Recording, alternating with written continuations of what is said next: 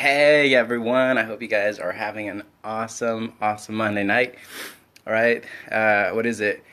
TGYM? Is it Thank God It's Monday? Did I even say that right? TG, yeah, I think I did. I'm not good with these hashtags, bro. But what I am good at is listening. And I really hope that you are too. I really hope you're good at listening because a lot of us, including myself, we're experts in talking, and sometimes, like the debates, sometimes we just pay attention to the other person, so that way we have something to respond to rather than to just listen and understand. So um, that's something that I gathered from last night's debate. But what I wanted to say is, or what I wanted to speak about was how to be successful. And you might be thinking to yourself, like, how arrogant. What do you mean how to be successful? Like, what? That's so arrogant of you, Adrian. But yeah, yeah, I think I do know how to be successful. And here's what I know. Okay, it's it was taught to me by this awesome man who's not with us anymore. His name's Jim Rohn, and I hope you give yourself the the chance to listen to some of his stuff. But Jim Rohn talked about how success isn't something you do.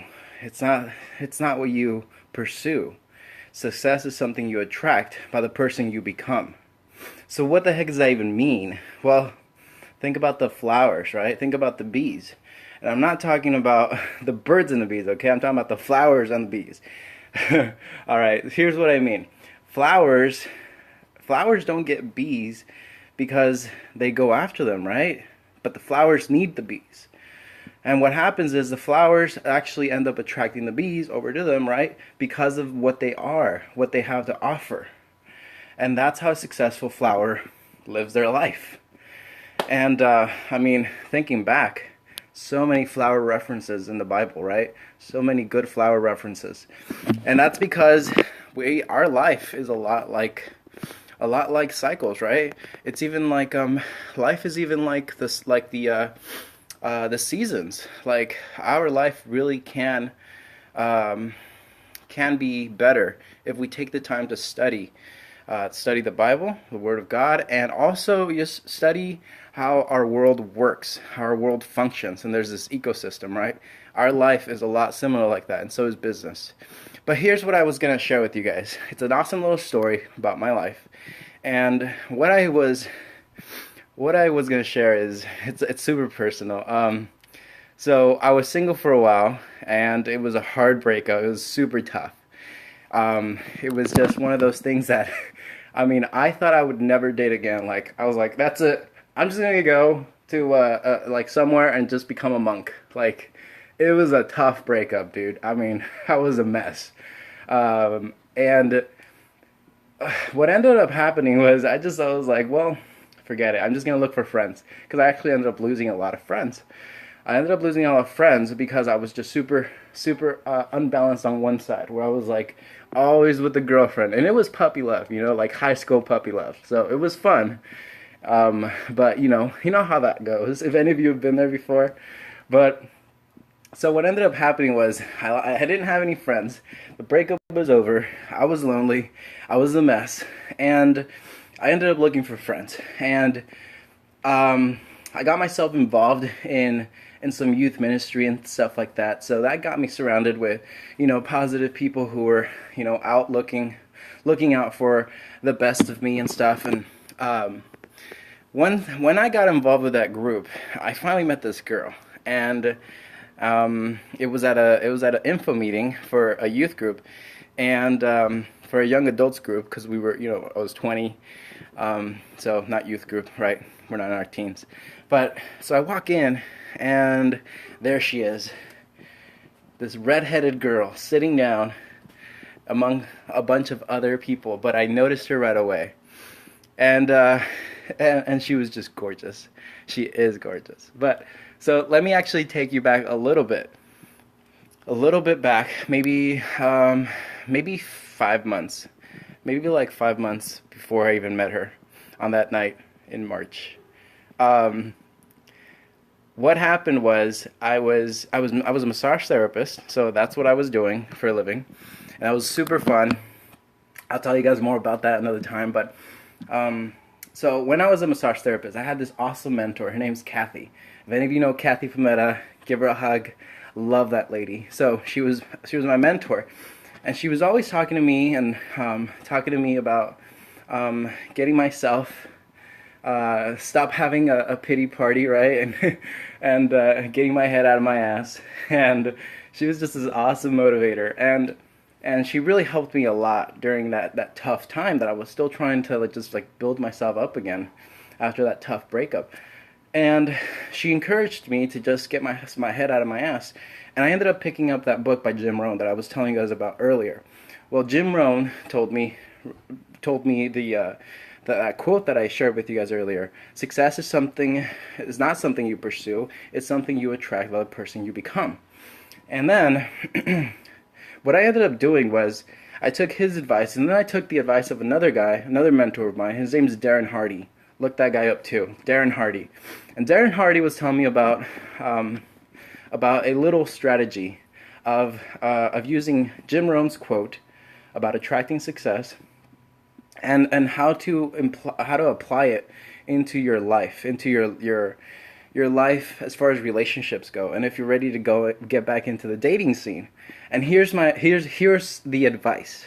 It was literally write down in a whole sheet of paper, write down all the qualities that you want in a woman. Write down all those qualities that you want in that other person.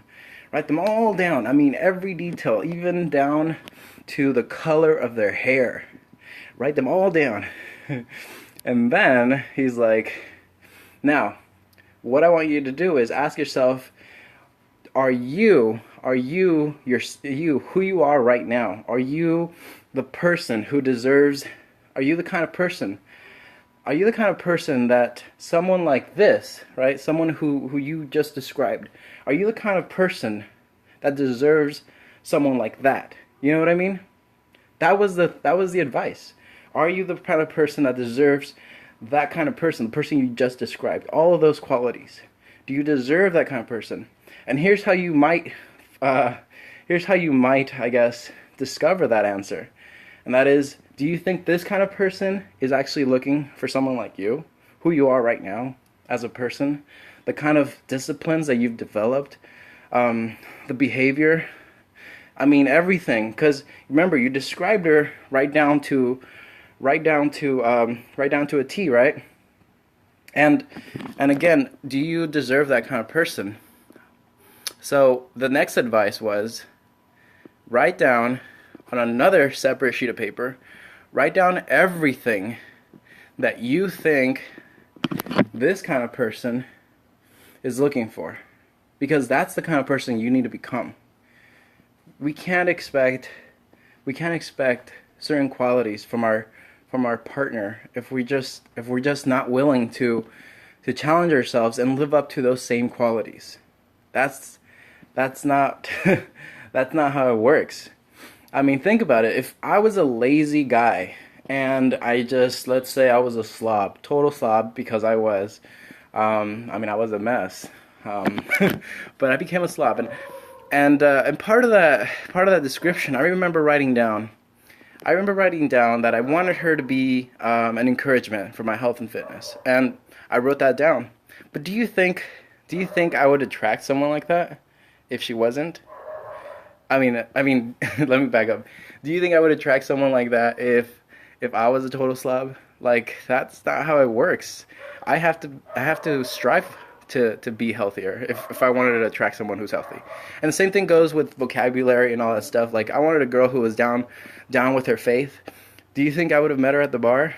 Probably not. I mean, my chances would be a lot slimmer, right? I've met amazing couples who have met at the bar, by the way. So no offense to anyone. Good job, you guys, for sticking it out.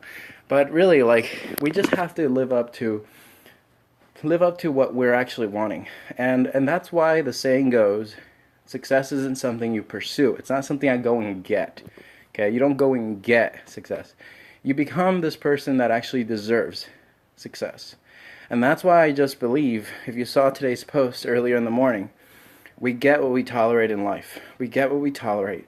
And the reason we keep tolerating it, whatever it is that you have in life that you're getting, the reason we keep tolerating it is because our standards are down here. Maybe for you, they're down here. If you keep getting stuff that's down here, but you want stuff that's up here, it's because your standards are down here. You keep tolerating it.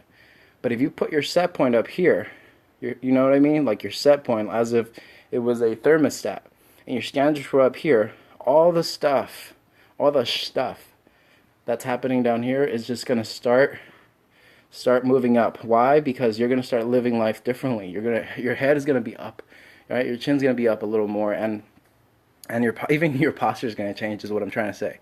Like, stuff starts happening when you raise your standards and you stop tolerating things in life. So again, success isn't something you pursue. Success is something you attract by the person you become.